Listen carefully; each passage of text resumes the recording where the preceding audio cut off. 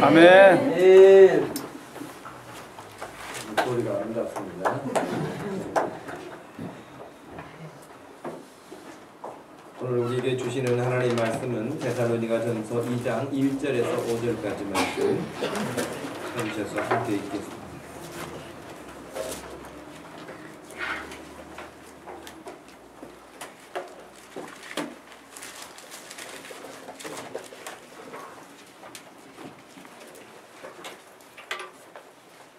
데살로니가전서 2장 1절에서 5절 말씀 찾으셨으면 한 목소리로 읽습니다.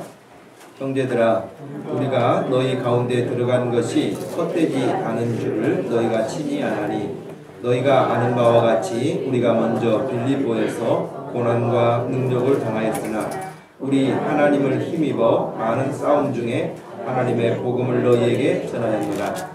우리의 권면은 간사함이나 부정에서 난 것이 아니요 속임수로 하는 것도 아니라 오직 하나님께 옳게 여기심을 입어 복음을 위탁받았으니, 우리가 이와 같이 말함은 사람을 기쁘게 하려 함이 아니요 오직 우리 마음을 감찰하시는 하나님을 기쁘시게 하려 함이라.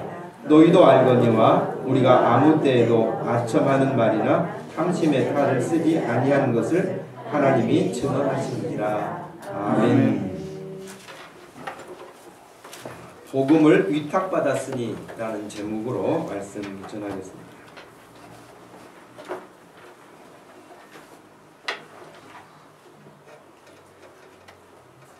아마 이 숫자는 5400, 5283, 117 이 숫자가 상징하고 있는 의미가 무엇인지 아는 사람은 여기 아무도 없을 것입니다.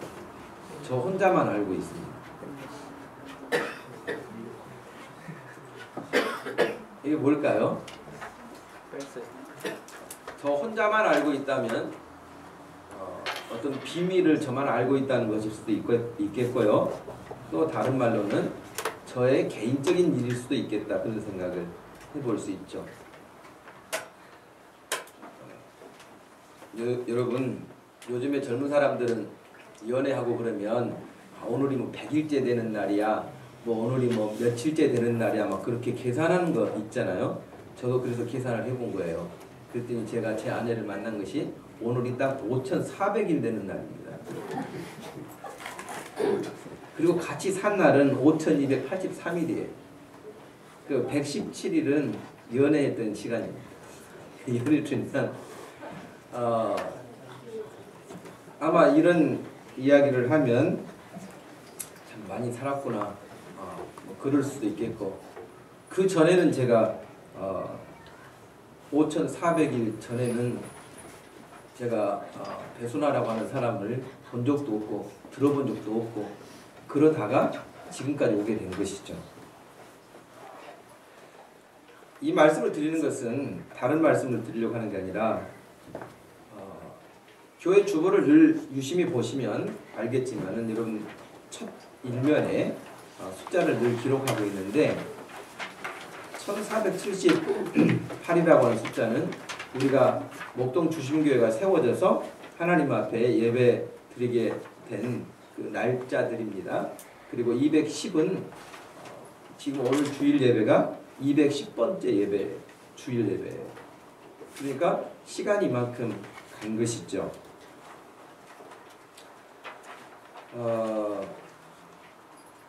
이 숫자를 말씀을 드리고 시작하고 또 말씀을 전하려고 하는 것은, 1절 말씀에 그랬잖아요. 형제들아, 우리가 너희 가운데 들어간 것이 헛되지 않은 줄을 너희가 친히 알지 않느냐 그랬어요.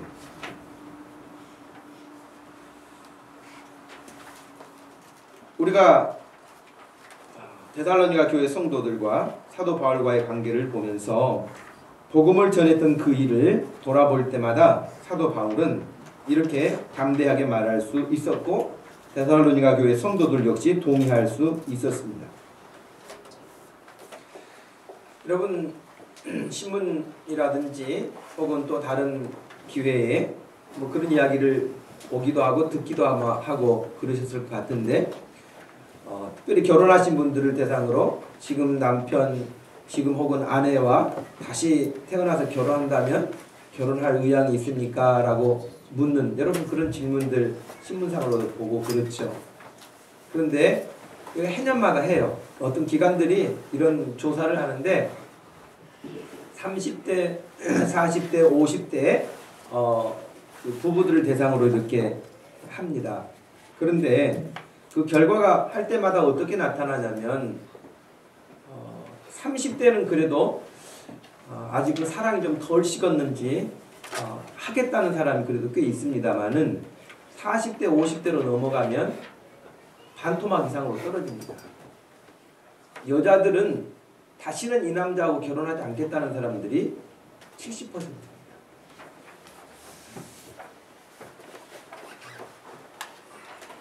반면에 남자들은 그냥 하겠다는 사람이 또 반대로 높습니다. 예.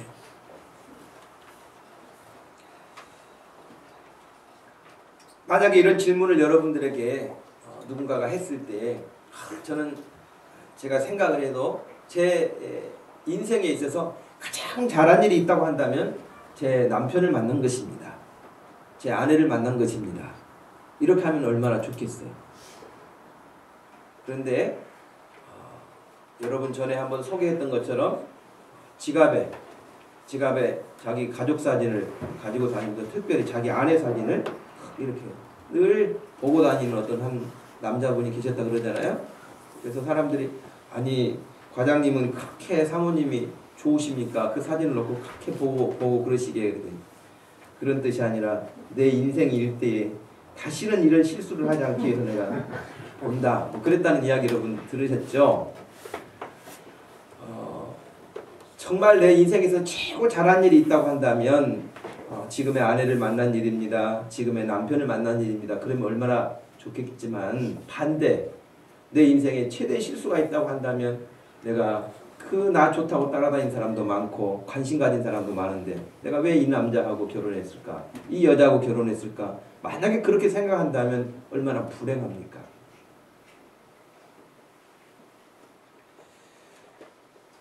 이것을 여러분 다시 교회 우리 신앙생활을 한번 다시 이전에 와서 생각을 해볼까요?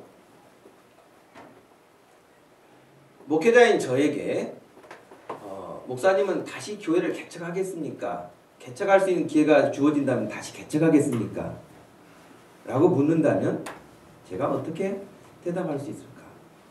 반대로 여러분에게 여러분 교회가 많지만 교회가 새롭게 개척하는 교회를 가시겠습니까? 특별히 그것을 지목을 해가지고 목동 주심교회가 세워졌던 것처럼 다시 그렇게 개척 초기로 돌아가서 개척해야 된다고 한다면 여러분 그 멤버로 동참하시겠습니까? 라고 하는 질문하고 바꿔볼 수 있어요. 여러분 어떻게 대답하시겠어요?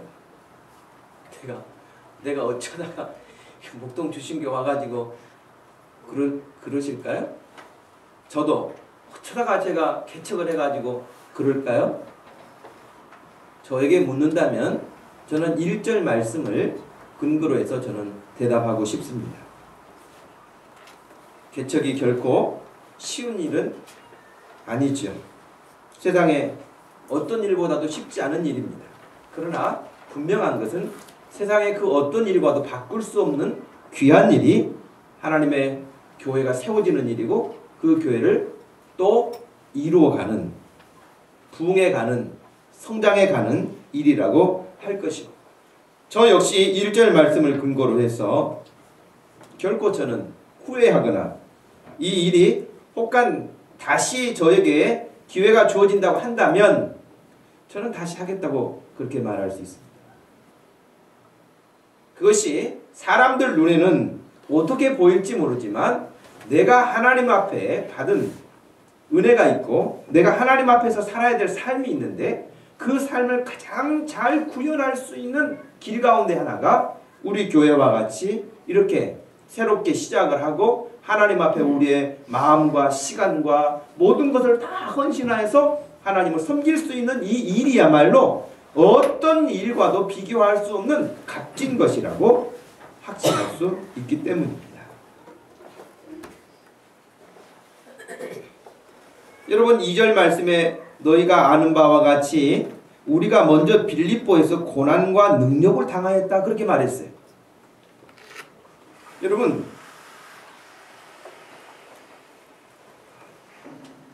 너희들도 잘 아는 바와 같이 먼저 빌립보에서 고난과 능력을 당했다라고 하는 이 바울의 표현을 사도행전 16장에 가서 보면은 읽을 수 있습니다. 여러분 사도행전 16장을 한번 펴보시겠습니까? 사도행전 16장에 보면 이 말씀을 이해할 수 있도록 기록하고 있습니다. 사도행전 16장 19절부터 24절까지 우리 한번 같이 말씀을 읽겠습니다. 여종의 주인들은 자기 수익의 소망이 끊어진 것을 보고 바울과 실라를 붙잡아 장터로 관리들에게 끌어갔다가 상관들 앞에 데리고 가서 말하되 이 사람들이 유대인인데 우리 성을 심히 요란하게 하여 로마 사람인 우리가 받지도 못하고 행하지도 못할 풍속을 전한다 하거늘 우리가 일제히 일어나 고발하니 상관들이 옷을 찢어 벗기고 매로 치라 하여 많이 친 후에 옥에 가두고 간수에게 명하여 든든히 지키라 하니 그가 이러한 명령을 받아 그들을 깊은 옥에 가두고 그 알을 착고에 든든히 채웠더니. 여러분 이 이야기 앞에 18절까지 내용을 읽지 않았습니다만은 그 앞에 내용은 뭡니까? 귀신이 들려가지고 점을 치는 한 사람이 있었어요. 이 사람은 자기 인생이 따로 있는 게 아니에요. 여러분 여러분의 영혼이 있잖아요. 여러분 자기 이름이 있고 자기의 영혼이 있단 말이죠. 그런데 귀신이 들리면 어떻게 되는 줄 알아요? 자기의 영혼을 자기 마음대로 할 수 없는 악한 영이 사단이가 들어와가지고 그 영혼을 자기 마음대로 하는 거예요. 여러분 마치 컴퓨터에 바이러스가 침투하고 또 해킹을 하게 되면 여러분의 컴퓨터를 여러분 마음대로 하지 못하도록 해킹한 사람이 모든 자료도 빼갈 뿐만 아니라 자기 마음대로 조종을 해요. 여러분 컴퓨터 원격 조정이라고 하는 것도 아마 해본 경험도 있을 거예요. 그러면 내가 마음대로 하는 게 아니라 다른 사람이 조종을 하는 거예요. 그런데 귀신이라고 하는 이 사단이라고 하는 존재가 사람에게 들어가게 되면 어떻게 되냐면 그의 영혼의 기능을 내가 내 인생을 어떤 의지를 가지고 사는 게 아니라 귀신이 역사하는 대로 사는 거예요. 그러니 그 인생이 얼마나 불쌍합니까? 제가 그 텔레비전 프로그램 하나 보니까요. 뭐 방송에도 자주 나오는 어떤 젊은 그 청년인데 귀신이 들렸어요. 그래가지고 귀신이 들려가지고 정말 우리 그런 말 하잖아요. 너도 진짜 귀신처럼 잘한다 뭐 이런 말 하잖아요. 그래 진짜 잘 알아요 이 사람이. 그래가지고 집안에서 다른 일을 하다가도요 자기에게 누군가가 점치려고 온다는 것을 알아요. 근데 어느 정도까지 아느냐면 그 사람이 어디가 아픈지도 알아요. 머리가 아픈 사람인지 발이 아픈 사람인지 어떤 뭐 배가 아픈 사람인지 다 알아요. 왜냐하면 그 아픈 사람 그 오고 있는 사람의 아픈 부위가 자기 몸에서 그대로 나타나는 거예요. 지금 자기에게 전보러 오는 사람이 머리가 아프면 갑자기 이 사람이 책을 읽다가도 머리가 막 아픈 거예요. 그리고 아 누가 오고 있구나 그러면서 아니나 기다리니까 딱 사람 거예요. 그리고 와서 또 그 사람 똑같은 말을 하잖아요. 이게 뭐가 하는 일이냐? 귀신이 하는 일이거든요. 사람들은 이제 그런 이야기를 보면 너무 신기해하죠. 신기해하고 나도 가서 한번 물어볼까? 그런 유혹을 받아요. 그럼 물어봐요. 아무 소용없습니다. 아무 의미가 없습니다. 굉장히 신기한 듯 보이지만 근본적인 해결책이 되지 않습니다. 그러나 사탄은 그런 것들을 가지고 사람을 미혹해요. 그러니 이 귀신 들린 여종이 노예예요. 노예. 노예니까 귀신 들려가지고 점치고 돈을 받아요. 돈을 받고 돈을 벌고 그러면 그 주인들이 그 돈을 다 가져가는 거예요. 그러니까 오늘 말하면 어떻게 보면 앵벌이 비슷한 귀신 들린 여자예요. 바울이 복음 전하러 이렇게 그 지역에 들어갔는데 그 모습이 너무 안 돼 보인 거예요. 그래가지고 그 여종에게 들어왔던 귀신을 예수의 이름으로 쫓아냈어요. 그랬더니 이 여자가 정신이 말짱해진 거예요. 정신이 말짱해지니까 더 이상 점을 칠 수가 없어요. 왜? 점은 귀신이 자꾸 하는 말을 이야기해 주는 건데 귀신이 떠났으니 어떻게 합니까? 못하죠. 그랬더니 그 주인들이 화가 난 거예요. 늘 그 여종이 점쳐가지고 수입이 생겨가지고 돈을 버는데 갑자기 수입이 끊긴 거예요.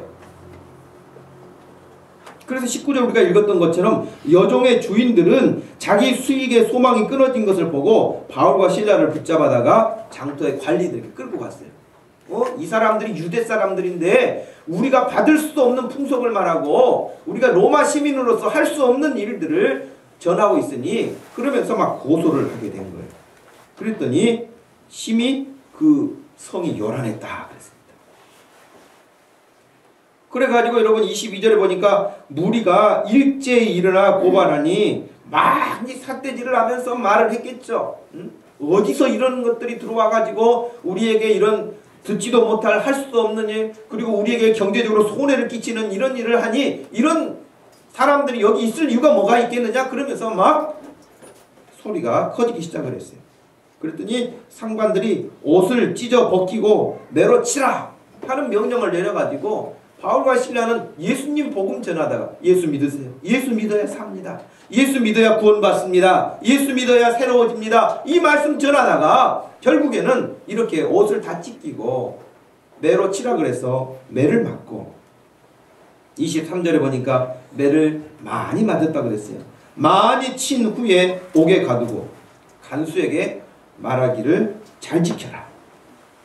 그랬더니 깊은 옥에다 가둬놓고 도망가지 못하도록 이렇게 발에다가 쇠사슬 같은 것을 딱 묶어놓는 거예요. 이런 고난, 여러분 사도행전 16장 보면은 그 이하의 말씀들이 있습니다. 여러분들이 그건 또 읽어보시면 되겠습니다만은 이렇게 복음 전하다가 어려운 일을 당한 것이에요. 얼마나 힘들었겠어요. 그런데 지금 우리가 보고 있는 이 데살로니가라고 하는 지역은 여러분 화면에 지도에 데살로니가라고 하는 지역의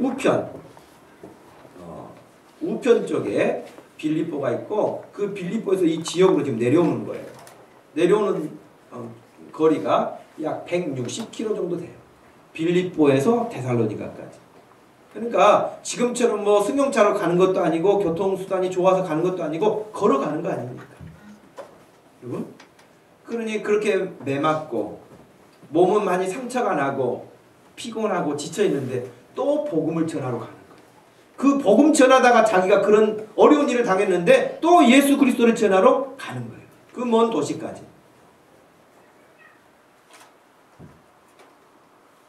그래서 여러분 사도행전 17장에 넘어가면 데살로니가에 도착해서 어떻게 복음을 전했는가 하는 것을 잘 기록하고 있습니다. 여러분 거기 사도행전 17장 1절 말씀부터 제가 읽어드리겠습니다. 그들이 암비볼리와 아볼로니아로 다녀가 데살로니가에 이르렀다 그랬어요. 거기 유대인의 회당이 있었는데 바울이 자기의 관례를 따라서 그들에게 들어가 새 안식일, 그러니까 3주 동안 성경을 가지고 강론했다 그렇게 되어 있습니다. 또 성경을 풀어서 설명을 해 주었는데 그 성경이 뭐냐면 곧 예수 그리스도를 가르치는 것이라고 설명하게 되었습니다. 지난주에도 여러분 교회가 교회로서의 사명을 잘 감당하는 믿음 좋기로 소문난 데살로니가 교회였던 그 이유 가운데 첫 번째가 뭐라고 그랬어요? 복음을 전한다. 교회는 다른 것이 아니에요. 교회는 다른 것을 하는 곳이 아니에요. 교회는 그냥 우리 친교하는 친교 집단이 아니에요. 취미생활하는 사람들의 그런 동아리도 아니에요. 자기의 어떤 이익을 계산해가지고 와가지고 자기 사업수단을 하는 것도 아니에요. 교회는 여기 나와 있는 것처럼 바울이 새 안식일 동안 회당에서 그 사람들에게 성경을 가르쳐 증거했는데 그 성경은 바로 예수님을 증거했던 것처럼 여러분 교회는 늘 예수님을 전하는 거예요. 늘 예수님을 말하는 거예요. 여러분 교회 오면 예수님에 대해서 더 배우고 싶은 열망이 일어나야 되는 것이 우리의 믿음이에요. 예수님이 누구신가? 예수님은 왜 나 같은 사람을 구원하시려고 십자가를 지셨는가? 하나님은 왜 나 같은 사람을 구원하시기 위해서 그 귀한 독생자 예수님을 이 땅에 보내셨는가? 하는 그 복음에 대해서 또 듣고 아, 이 예수님이 오시기 전에 이렇게 하나님이 준비하셨구나. 그것이 구약 아닙니까? 예수님이 오셔서 우리를 위하여 그렇게 하나님이 원하셨던 일들을 말씀해 주시고 가르쳐 주신 것이 사복음서잖아요. 그 사실을 알고 난 이후에 우리도 예수님처럼 그렇게 믿음을 가지고 살아야 된다라고 살았던 사람들이 사도행전의 사도들의 기록들이고 특별히 사도 바울의 기록들로 가득 채워져 있죠. 그러니 성경은 철저하게 성경을 가르치는 것이고 성경에서 중심이 되는 예수 그리스도를 증거하는 것이 교회가 해야 될 일이고 교회에 와서 배워야 할 일이라고 하는 것입니다. 여러분 그랬더니 17장 4절 말씀에 보니까 예수님에 대해서 증언을 했더니 설교를 했더니 그 중에 어떤 사람 곧 경건한 헬라인의 큰 무리와 적지 않은 귀부인도 그 사도 바울의 말씀을 듣고 받아들여서 사도 바울과 신라를 따랐다 그랬어요. 아, 나도 그런 소리는 제가 처음 듣습니다. 아, 그런 이야기는 제가 처음 들었는데, 제가 유대인들 회당에 이렇게 와서 유대인들이 하는 성경 이야기를 듣기는 했지만, 율법을 지켜라, 할례를 행하라, 뭐 안식일을 지켜라 이런 이야기를 듣기는 했지만, 지금 바울 선생님 당신이 이야기해 준 것처럼 그 예수 그리스도가 우리의 구원자 되신다는 그런 이야기는 처음 듣습니다. 그래서 그렇다면 저도 그 예수님을 믿겠습니다 라고 굉장히 많은 사람들이 바울과 신라를 따랐다 그렇게 돼 있잖아요. 그랬더니 5절에 유대인들은 시기하여 어떤 불량한 사람들을 데리고 때를 지어 성을 소동하게 하여 야손의 집에 침입했다. 그러니까 야손이라는 사람의 집에 바울과 신라가 숨었다는 소문이 나가지고 그 집을 완전히 그냥 쑥대밭을 만든 거예요. 불량배들을 동원해가지고. 어찌 이런 일을 하네. 누가 했느냐? 유대인들. 하나님에 대해서 안다고 하는 사람들이 바로 그렇게 했던 것이죠. 그랬더니 바울과 신라를 끌어내려고 막 가서 야손이라는 사람의 집에 가서 막 찾고 난리를 피웠는데 6절에 보니까 발견하지 못했다. 야손과 및 형제들을 끌고 읍장들 앞에 가서 소리질러 이르되 천하를 어지럽히게 하는 사람들이 여기도 이르렀으니 야손이라는 사람이 바로 그 사람들을 자기 집으로 받아들였다. 이러면서 고소를 한 거예요. 그래서 여러분 그 말씀에 보면 결국 돈을 보석금을 주고 풀려나요. 그래야 빌립보에서도 매를 맞고 감옥에 갇히는 그런 엄청난 일을 만났던 바울인데 데살로니가에 왔는데도 역시 데살로니가도 만만한 도시가 아닌 거예요. 여러분 복음 전하는 거 전도하는 거 쉽지 않죠? 정말 쉽지 않아요. 쉽지 않은 것은 그때나 지금이나 마찬가지인데 그래도 여러분 우리가 지금 바울처럼 복음 전하다가 얻어맞거나 감옥에 갇히거나 그러지는 않잖아요. 글쎄 우리가 더 적극적으로 하지 못해서 그런지는 모르겠습니다만은 바울과 신라가 복음을 전하던 사도행전 17장에 따르면은 데살로니가에서도 아주 심각하게 고난을 받게 되었습니다. 여러분 이 그리스라고 하는 그 지역은 조금 밑으로 내려면은 여러분 아테네라고 되어 있잖아요. 아덴이라고 하는 그 항구 도시도 얼마나 우상을 많이 섬기는 도시였는지 사도행전에 보면 사도 바울이 복음을 전하러 갔어요. 아덴까지 내려와요. 그 내려오는데 거기 갔더니 어떤 일이 있었냐면은 자기네들이 알고 있는 신은 다 모셔놓은 거예요. 그런데 신 종류가 얼마나 많은지 신 종류가. 그래서 어떤 신까지 있었냐면 자기네들은 혹시 이름을 적으면서 빠진 신이 있을까 싶어가지고 이름 없는 신이라고 해가지고 또 만들어놨어요. 그러니까 이 아테네라고 하는 지역의 역사만큼이나 파르테논 신전을 비롯하여서 수많은 우상들이 가득했는데 그 당시에 이렇게 밝혀진 우상만도 300개가 넘어요. 신이 300개 정도 우상 형식으로 세워져 있었고요. 그 신상들을 다 합하면 어떤 자료에 따르면 3만 정도 된다고 했어요. 우상. 그러니 그들은 움직이는 것이 다 신이라고 말하고 그렇게 그것들에 꼴꼭 매여서 살던 그런 사람들이었어요. 이런 지역에 가서 복음을 전하는 바울이 얼마나 힘들고 어려웠겠습니까?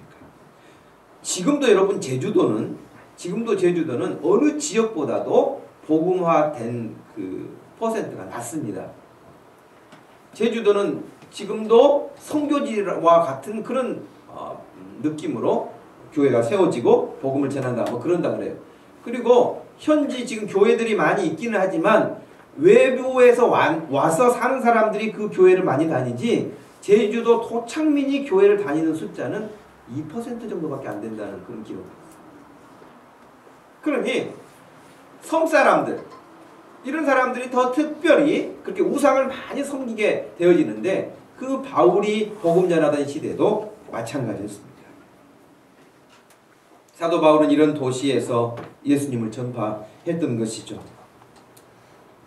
당연히 핍박이 따르고 환난을 당하였던 것이고 그러나 오늘 1절 말씀과 같이 데살로니가에 와서 그런 어려운 일을 당하였고 힘들고 고달팠음에도 불구하고 우리가 너희들에게 들어갔던 그 너희들에게 가서 복음 전했던 것이 헛되지 않았다 라고 말합니다.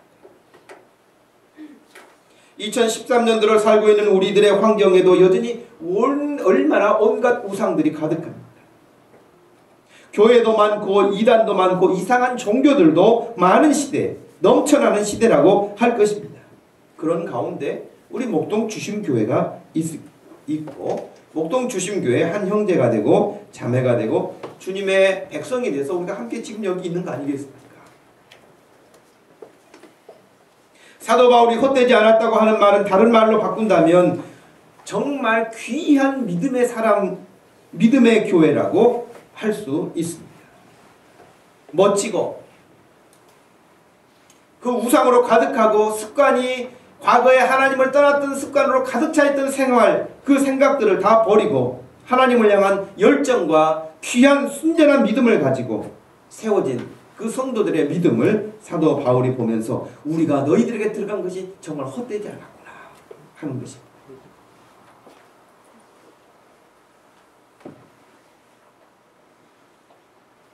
서론에서 말씀드렸던 것처럼 여러분 다시 개척을 한다고 한다면 여러분에게 여러 교회들이 있고 유명한 교회가 있고 큰 교회가 있고 이제 같이 시작하려고 하는 멤버들이 하나님의 몸된 교회를 세우기 위해서 이렇게 한다고 했을 때에 여러분 역시 데살로니가 교회 성도들처럼 나는 정말 새롭게 하나님 앞에 바른 믿음으로 건강한 믿음으로 하나님이 기뻐하시는 믿음으로 하나님을 기쁘시게 하는 그런 믿음으로 내가 훈련되고 그런 믿음으로 살기를 원합니다 하고 설 수 있는 데살로니가 교회 성도들과 같은 믿음 되기를 축복합니다. 아멘.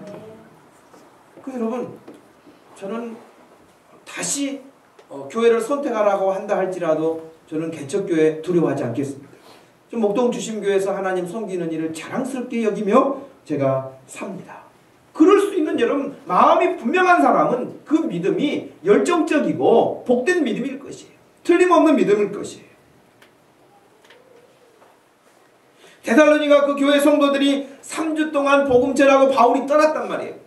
3주 복음 전하고 떠났으니 여러분 얼마나 성경을 알겠어요? 기도를 얼마나 많이 했겠어요? 얼마나 대단한 환경을 가지고 있었겠어요? 얼마나 많은 사람들이 든든하게 버팀목이 되고 후원자가 되고 보호자가 됐겠어요? 그러지 못했을 것이에요. 그런데 더 놀라운 것은 바울이 계속해서 데살로니가에 있었습니까? 있지 못했어요. 3주 복음 전하고 너무 핍박이 심해가지고 밤에 도망갑니다. 죽게 생겼으니까 도망가요. 그래가지고 베레아라고 하는 지역으로 도망갑니다. 약 90km 정도 더 내려가야 돼요. 그래서 데살로니가에서 머물지도 못했거든요. 그러면 여러분, 데살로니가 교회 성도들은 얼마나 더 황당했겠어요. 우리한테 그렇게 능력이 있으신 하나님, 전능하신 하나님, 그렇다고 우리에게 가르쳐줬는데 그렇게 가르쳐줬던 바울이 없어진 거예요. 그리고 편지를 보내는 거예요. 데살로니가 교회 성도들은 너무 힘들었을 것이에요. 여러분, 우리 교회가 세워지고 한 달 됐는데 제가 너무 힘들고 스트레스 받아가지고 지금 여기 더 이상 있을 수 없으니까 잠깐 제가 어디 갔다 오겠습니다 하고 여러분 떠나 있으면 어떻게 되겠어요? 계속 남아 있을까요?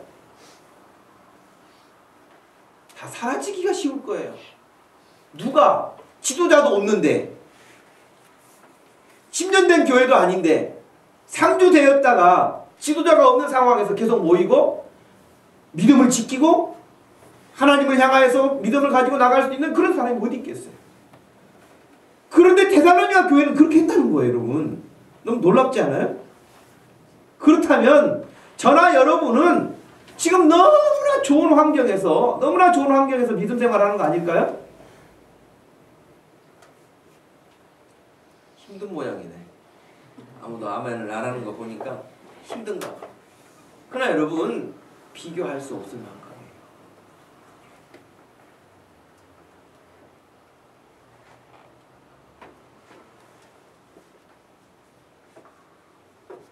우리 목동 주심교회가 여기까지 오는 동안에 우리에게도 왜 어려움이 없겠습니까? 데살로니가 교회 성도들 1장 6절에 보니까 이렇게 말했어요.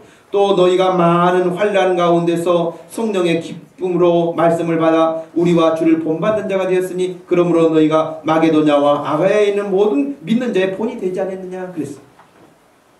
여기 보니까 많은 환난 가운데라고 그랬어요. 그 연약한 교회가 그것도 여러분 얼마나 많은 어려움이 있었는지 환난이 있었다.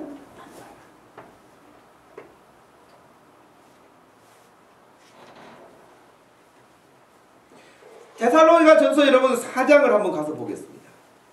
데살로니가 전서 4장을 한번 펴보십시오.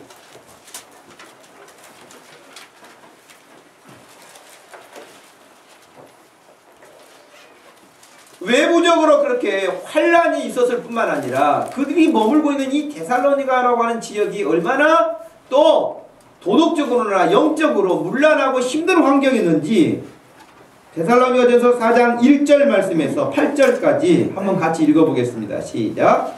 그러므로 형제들아 우리가 끝으로 주 예수 안에서 너희에게 구하고 고면하노니 너희가 마땅히 어떻게 행하며 하나님을 기쁘시게 할 수 있는지를 우리에게 배웠으니 곧 너희가 행하는 바라 더욱 많이 힘쓰라.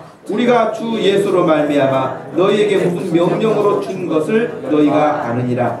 하나님의 뜻은 이것이니 너희의 거룩함이라. 곧 음란을 버리고 각각 거룩함과 존귀함으로 자기의 아내 대할 줄을 알고 하나님을 모르는 이방인과 같이 세욕을 따르지 말고 이 일의 분수를 넘어서 형제를 해하지 말라. 이는 우리가 너희에게 미리 말하고 증언한 것과 같이 이 모든 일에 주께서 신원하여 주심이라.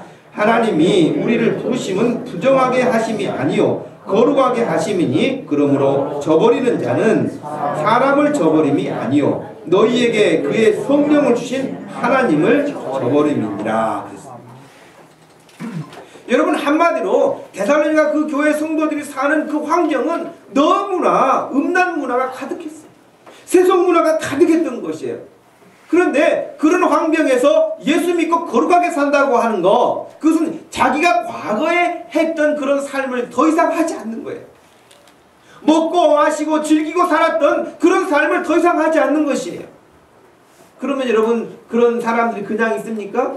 야, 너 뭐 예수 믿는다더니 너 뭐 교회 다닌다더니 변했다? 야, 그러면 좋냐? 어떠냐? 이러면서 비아냥됩니다.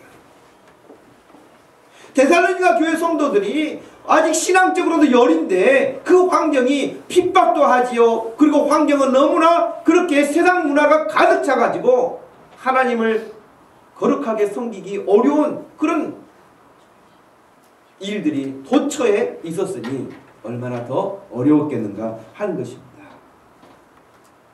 사도 바울은 그랬어요. 그런 상황에서 그래 내가 갈 때까지 너희들 그냥 어떻게 숨어 있어라. 그래 갈 때까지 그냥 아무 말도 하지 말고 그냥 예수 믿는 척도 하지 말고 그때까지 그냥 있어라. 내가 갈 테니. 이렇게 말하지 않았어요. 내가 3주간 가르친 거 알지? 너희도 알고 있지? 그거 붙잡아야 된다. 그거 지켜야 된다. 그렇게 가르친 거예요. 그리고 하나님이 우리를 부르신 것은 거룩하게 하기 위하여 우리를 부르시지 않았느냐. 음란을 버린다고 하는 것은 세상을 버리는 것이에요. 세속적인 것을 버리는 거예요. 하나님이 기뻐하시지 않는 것 버리는 것이에요. 그걸 버리는 것이다.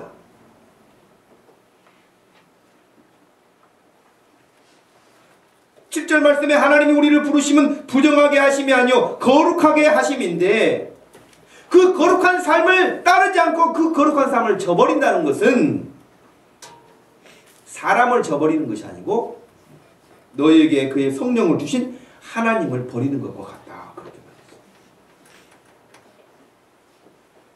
여러분, 이 시대는 얼마나 죄를 죄로 여기지도 않은 시대입니까? 먹고 마시고 여러분 죄 짓고 하는 것들이 얼마나 도처에 가득합니까? 학교는 여러분 그렇지 않습니까? 직장은 그렇지 않습니까? 어디라고 여러분 그렇지 않은 곳이 어디 있습니까?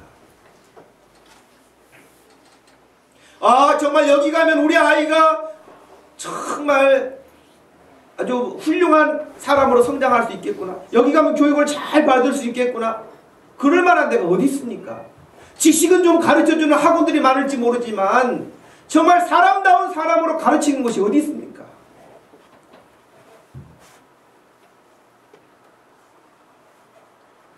인터넷을 켜도 친구들을 만나도 문자를 주고받아도 어울리고 지내는 모든 그 환경들이 온갖 욕설과 악한 생각과 거짓과 하나님이 싫어하시는 일들을 마음껏 자기들이 행동하고 살면서 거룩하게 살고 바르게 살고 믿음으로 살려고 하는 것을 오히려 조롱하고 우습게 여기는 그런 세상이 지금 우리가 살고 있는 세상 아니겠습니까? 그렇게 볼 때에 데살로니가 교회 성도들이 살던 그때나 지금이나 별 차이 없습니다. 저는 오늘 여기서 한 가지를 여러분에게 말씀드리려고 합니다. 그것은 4절 말씀입니다. 여러분, 데살로니가전서 2장 4절 말씀 한 절 말씀만 같이 읽어보겠습니다. 오직 하나님께 옳게 여기심을 입어 복음을 위탁받았으니 우리가 이와 같이 말함은 사람을 기쁘게 하려 함이 아니요 오직 우리 마음을 감찰하시는 하나님을 기쁘시게 하려 함이라. 아멘. 여러분, 복음의 위탁함을 받았다고 하는 것입니다. 위탁, 누구에게 맡겼다는 것이죠. 근데 하나님께서 우리에게 복음을 맡기셨다. 위탁하셨다. 이런 복음은 다른 말로 예수님이라는 말 아닙니까? 예수님. 예수님은 우리에게 맡기셨다. 복음을 맡기셨다.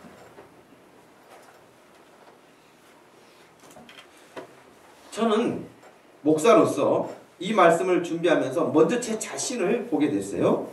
먼저 제 자신에게 이 말씀, 목사에게 하나님의 말씀을 가르칠 수 있도록 위탁하셨어요. 저는 여러분에게 하나님의 말씀을 가르치도록 위탁받은 사람이지 다른 것을 하도록 위탁받은 사람이 아닌 거예요.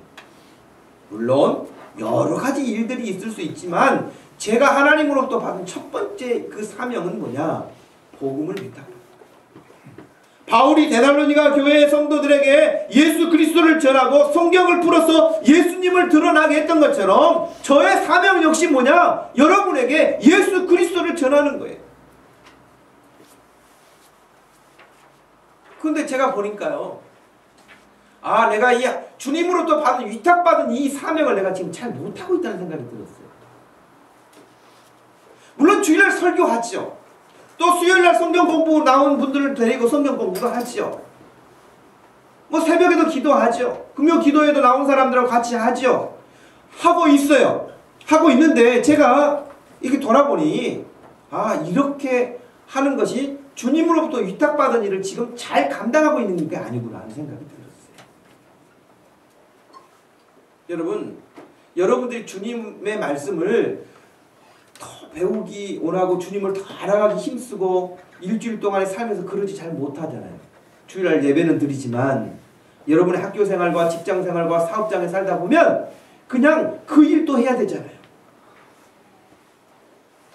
그래서 하나님이 저에게 다른 직업을 겸직으로 주지 않으시고 오직 목사로 목회 활동을 전념하도록 세우신 이유는 다 여러분의 직장생활과 학교생활과 사업장에서 바쁘게 사는 여러분을 하나님의 사람으로 온전하게 세워갈 수 있기 위해서 저에게 그 일을 전적으로 맡기신 거랍니다. 그런데 제가 보니까 요즘에 많이 마음이 느슨해져가지고 우리 집사님이 바쁘니까 우리 집사님 너무 힘드니까 시간이 안 되니까 다 배려만 하고 있더라고요. 여러분을 배려만 하고 있지 하나님이 저에게 주신 그 위탁은 소홀히 하고 있다는 생각이 들었어요.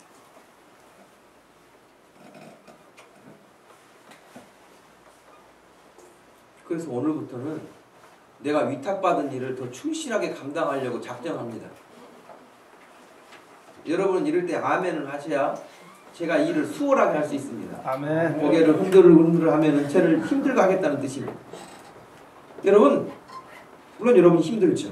그러나 제가 지난 주간에 이 말씀을 묵상하고 준비하면서 어떤 생각을 했냐면 이제 우리 지금 뭐 수천 명 되고 수백 명 되는 성도들도 아닌데 안 되면 내가 1대1로 찾아가면서라도 위탁받은 이 사명을 해야지 안 되겠구나 하는 생각이 들었어요. 그래서 여러분 가정 방문하겠습니다. 여러분 시간 맞춰서 제가 찾아가겠습니다. 여러분이 하나님의 사람으로 더 능력 있게 세워져 가는 그 일을 위해서라고 한다면 여러분 밤 12시에 시간 난다고 하면 제가 12시에 가겠습니다. 아멘. 아니 왜냐하면 이 말씀은 이 복음을 위탁받은 사람은 목사인 저만 해당되는 게 아니에요. 여러분에게도 하나님이 복음을 위탁하셨기 때문입니다. 여러분에게도 하나님이 복음을 위탁하셨는데 자기가 위탁받은 일이 무엇인지도 모르고 살아간다면 여러분 신앙생활을 하는 게 아니에요. 하나님을 바르게 섬기는 게 아니란 말이죠.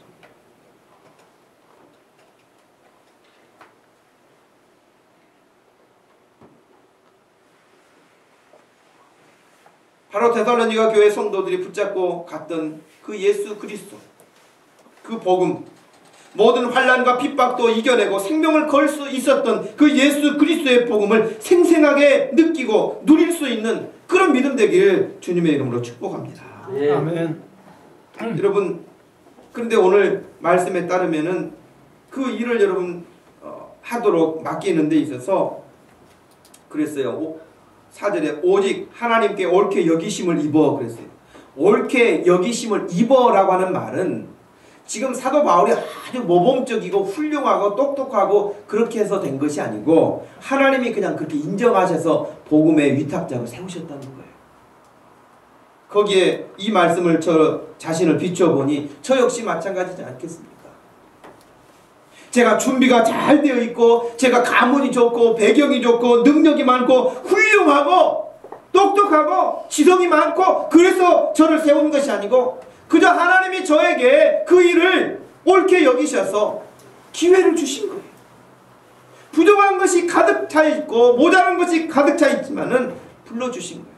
그래서 성경에서는 은혜라고 그래요. 저도 마찬가지고 여러분도 마찬가지지 않습니까? 여러분 아주 훌륭하니까 하나님이 이 훌륭한 애를 갖다 써야 되겠구나 하고 여러분을 부르신 게 아니에요. 여러분 가만히 여러분 자신을 한번 생각해 보십시오. 아무 자격이 없습니다. 성경에는 아무 자격도 없고 능력도 없고 부족한 사람들을 늘 세우셔서 은혜 주시고 할 수 있다고 이렇게 세워주시고 하나님의 거룩한 일들을 감당하게 해 오셨습니다. 이것저것 계산하고 따지고 있는 사람을 훌륭하다고 말하지 않았습니다. 아무것도 없는 사람, 아무것도 손에 가진 것이 없는 사람, 한 뭔가를 가지고 있기는 하지만 보잘것없는 그런 사람들 부르셔서 세우셔서 뽑으셔서 허물은 덮어주시고 할 수 있는 일은 잘 개발하셔서 일할 수 있도록 하나님의 그 영광의 무대에서 뛸 수 있도록 여러분 하지 않으셨습니까? 여러분 어떤 사람들은 영국의 그 축구 경기장에 가서 뛰는 것이 평생 소원이라는 사람들도 있더라고요. 평생 소원이 그 무대 가서 내가 한번 뛸 수 있으면 좋겠다. 김성년 입사님도 그런 생각 하세요? 네. 아니 그러고 싶겠어요. 그 중계방송들을 가끔 보면은 그 영국 사람들은 축구 아니면 삶에 의욕이 없는 것 같아요. 그 많은 사람들이 그 추운 날씨에 앉아있지도 않고요. 서서 응원을 하는데 거의 광적이에요. 광적. 옛날에 그 사람들이 예수님을 그렇게 믿었던 사람들인데 예수님을 안 믿고 나니까 축구공이 예수님이 된 것 같아요. 진짜 여러분 옛날에 토마스 선교사님 여러분 우리나라에 와서 복음 전할 때는 영국이 그런 예수님으로 충만했던 나라입니다. 근데 지금은 예수님으로 충만하지 않고 축구로 충만해가지고요. 그 맨 스타디움에 얼마나 많은 사람들이 가득가득 차 있는데 여러분 그 입장권 하나가 얼마나 비싼데 빈틈이 없이 사람들이 가득 차 있어요. 열광합니다. 그 열광하는 무대에서 한번 뛰어보고 싶겠죠. 여러분 우리 주 예수 그리스도의 복음을 위하여 저와 여러분을 부르셔서 그 영광의 무대하고 비교할 수 없는 하나님의 나라의 무대에서 뛸 수 있도록 불러주신 거 아닙니까? 예수 그리스도의 사랑으로 우리를 세워주시고 예수 그리스도의 복음을 우리에게 위탁하시고 이 복음으로 내가 살고 이 복음을 전하며 살 수 있는 그런 무대를 만들어주신 거 아닙니까? 우리 목동 주심교회가 영국의 경기장하고 비교할 수 없는 영광의 무대가 하나님을 위해서 일할 수 있고 하나님의 나라를 위해서 섬길 수 있고 충성할 수 있는 것이 바로 그 자리라고 확신합니다. 아멘. 여러분 주님 앞에 일하는 일을 즐거워하십시오. 주님의 일을 위해서 복음에 위탁받은 자로서 다른 사람에게 복음 전하는 일을 여러분 정말 사명으로 여기고 그 어떤 것과도 비교할 수 없는 그런 귀한 것으로 여기고 또 힘쓰고 더 나아갈 수 있기를 소원합니다. 네.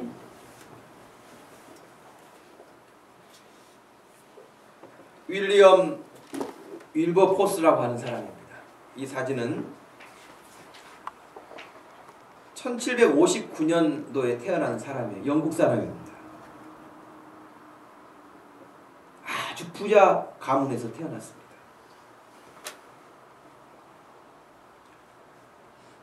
할아버지 윌리엄은 발트해에서 무역업을 해가지고 아주 돈을 많이 번 사람이었어요. 또 그 지역의 시장을 2번이나 역임을 할 정도의 유지였습니다. 아버지였던 로버트 역시 부유한 상인이었습니다. 윌버포스라고 하는 이 사람은 평생 마음껏 먹고 마시고 즐기고 쓸 수 있는 돈을 유산으로 상속받았습니다. 아버지가 일찍 돌아가셔서 큰아버지 밑에서 자랐습니다. 큰아버지의 큰 재산, 그 많은 재산도 상속받게 됐습니다. 그런데 그 많은 돈 때문에 이 윌버포스는 성장기에 하는 일이 주로 술, 도박 이런 유혹에 빠졌습니다. 캠브리지 대학에 들어가기는 했지만 학업 성적이 좋지도 않았고 공부에 열심히도 않았습니다.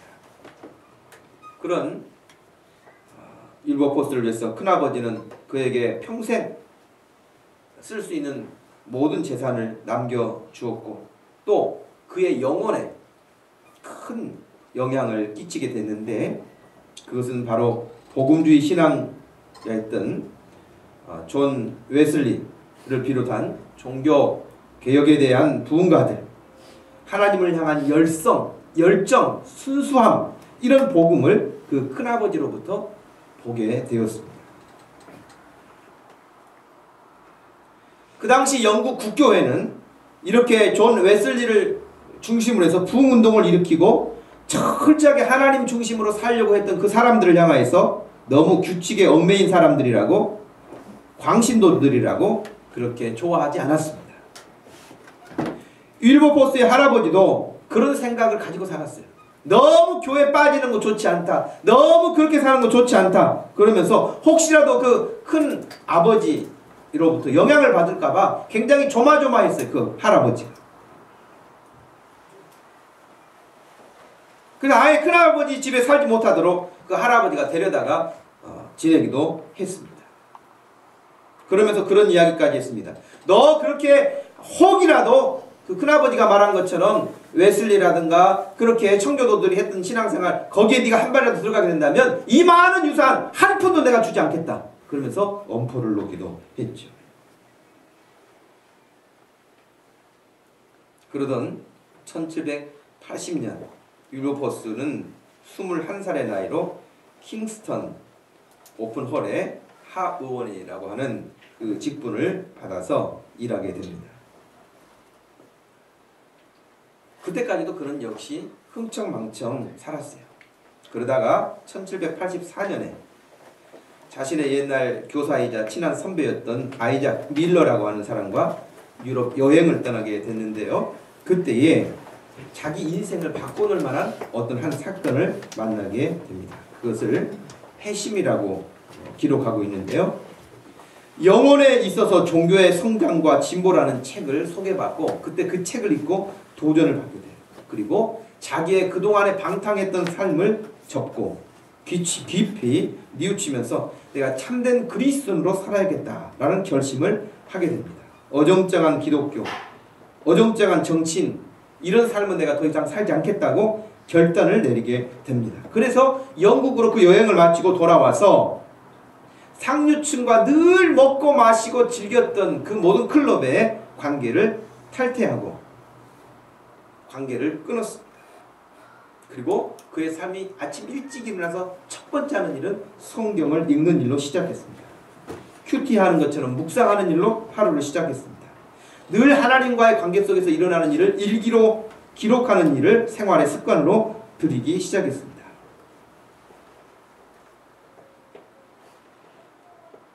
이런 모습을 할아버지가 좋아할 리가 없었죠.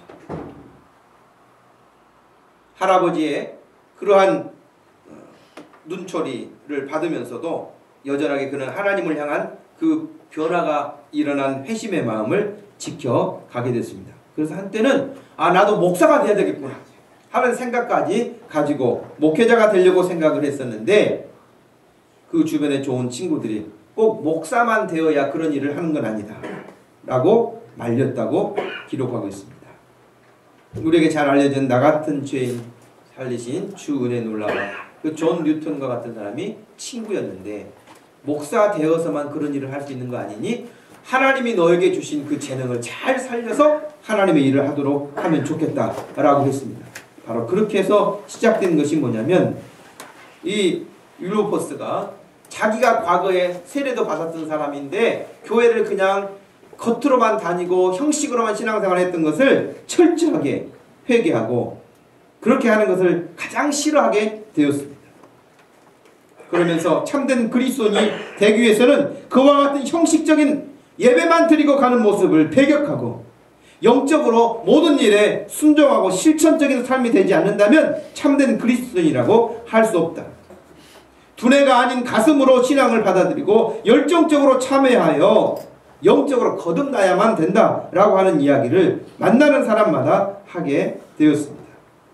그리고 그의 정치 일선에서 그 당시에 영국에 있어서 노예 제도가 있었고 노예들이 사고 팔리는 그런 일들이 자행되고 있었던 그 시대에 그 노예 제도를 폐지하는 법안을 상정하게 됩니다.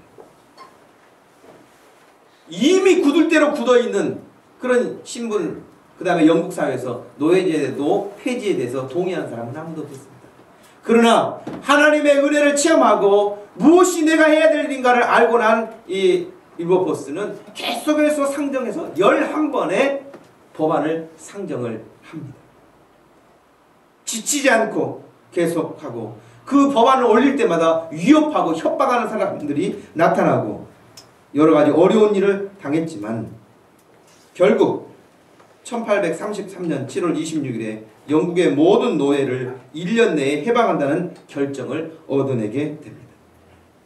그 일이 있은 후 며칠 되지 않아서 윌버포스는 하나님의 품에 안기게 됩니다. 여러분, 이 윌버포스라고는 한 사람이 그저 교회에 다니고 교회 문화에서 자랐던 사람이에요. 세례 받았던 사람이에요. 그랬던 사람인데 교회 다니면서도 술 먹고 마시고 도박하고 유흥 즐기고 다 할 거 다 했어요. 그러다가 예수 그리스도를 정확하게 자기의 중심에 모시게 되어지자 더 이상 과거에 살았던 그 삶을 끊어버렸던 것처럼, 그리고 하나님이 주신 사명, 노예 짐승과 같이 대접받으면서 살았던 그 노예들을 해방해서 우리와 똑같은 인격자로 존중하며 큰 공헌을 했던 것처럼,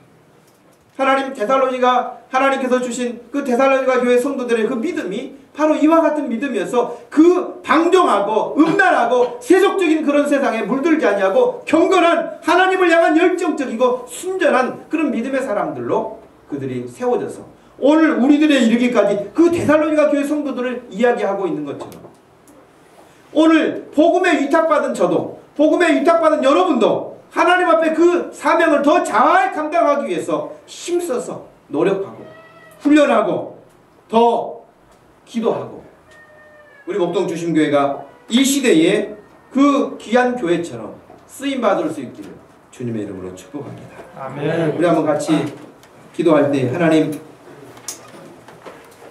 저에게 복음을 위탁해 주셨는데, 저에게 예수 그리스도를 다른 사람에게 소개하라고 위탁해 주셨는데, 맡겨주셨는데 제가 심부름을 지금 잘하고 있는지요? 하나님, 제가 그 심부름을 잘 감당하지 못한다면 이 시간에 다시 힘을 주십시오. 지혜를 주십시오. 능력을 주십시오. 여러분, 주님 앞에 기도하십시오. 하나님, 제가 여러가지 환경 때문에, 여러가지 힘들고 바쁘고 어렵다고 하는 이유 때문에 주님 앞에 더 열정적으로 가야 할, 주께 받은 위탁을 감당하지 못했던 것을 용서해 주시고, 이 시간 이후에 더 힘써 감당할 수 있도록 해달라고 우리 자신을 놓고 한번 같이 기도하겠습니다. 하나님, 고맙고 감사합니다.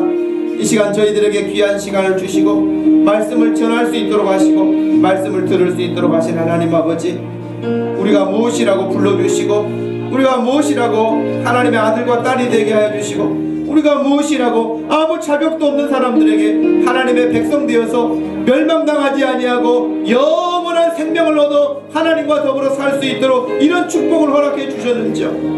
그것도 부족하여서 우리에게 넘치도록 은혜를 주시는 중에 복음의 위탁자로 예수 그리스도를 우리에게 맡기시고 예수 그리스도를 다른 사람들에게 전파하고 증거할 수 있도록 허락해 주신 이 귀하고 귀한 사명을 망각한 채 하나님, 예수 믿는다는 이름만 걸고 사는 우리들의 모습이 될까 두렵사오니 주여 붙잡아 주시옵소서. 우리를 새롭게 해 주시옵소서. 우리를 거룩하게 회복시켜 주시기를 원하나이다. 하나님, 주께 받은 사명을 우리 목동 주심교회 모든 성도들 잘 감당할 수 있는 신실한 일꾼들 될 수 있도록 하나님 지혜를 더하여 주시옵시고 주께 받은 사명을 온전하게 감당할 수 있는 능력자들 되게 하여 주시옵소서.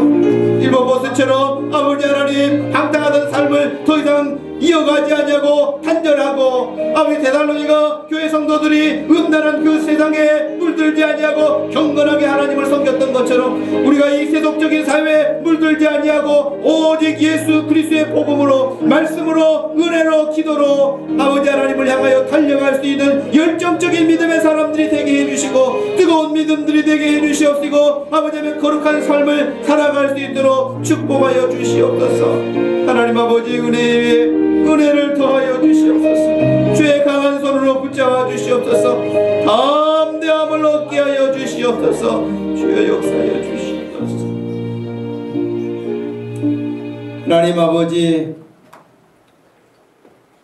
우리에게 복음을 위탁해 주셨다고 분명히 기록하셨고 우리가 그 복음을 위탁받은 자가 되었는데 하나님, 무엇을 위탁받았는지도 우리는 망각한 채 바쁘다는 환경에서, 힘들다는 환경에서, 여러 환경에서 하나님 그냥 지내오지는 않았는지 다시 한번 돌아보게 해주신 것을 감사합니다.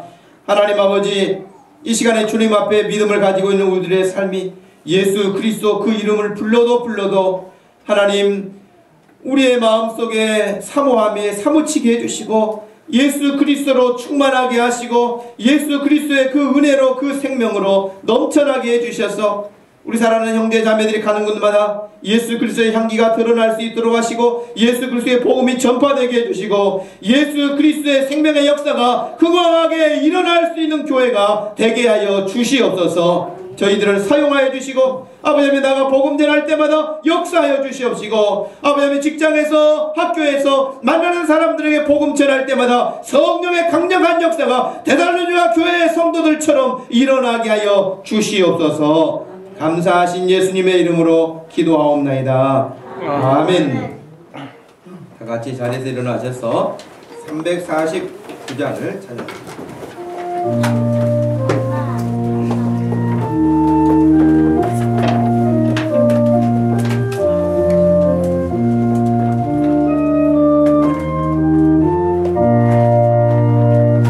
나는 예수 따라가는 십자가 군 사람 주 이름 증언하기를 왜 주저하리요. 나는 군사 피 흘리며 나가서 싸울 때 나 혼자 편히 앉아서 바라만 보리요. 다른 사람 어찌든지 나 주님의 용사되리. 나는 주의 군사 되어 충성을 맹세하여 내가 승리하기까지 주 은혜로 싸우리. 주님의 용사된 내게 주의 일 맡기소서. 그 싸움은 시작되어 용사를 부른다. 일어나 전쟁 마당에 다 어서 나가자. 거룩하신 주님 위에 싸우러 나가자. 주님의 권능이 믿어 나 이길 때까지. 다른 사람 어찌든지 나 주님의 용사되리. 나는 주의 군사 되어 충성을 맹세하여 내가 승리하기까지 주 은혜로 싸우리. 주님의 용사된 내게 주의 일 맡기소서. 그 승리의 영광 위에 싸워야 하리라. 주 말씀 나의 힘되니 겁낼 것 없도다. 모든 싸움 이긴 후에 그날이 이르며 승전가 높이 부르며 큰 영광 누리니. 다른 사람 어찌든지 나 주님의 용사되리. 나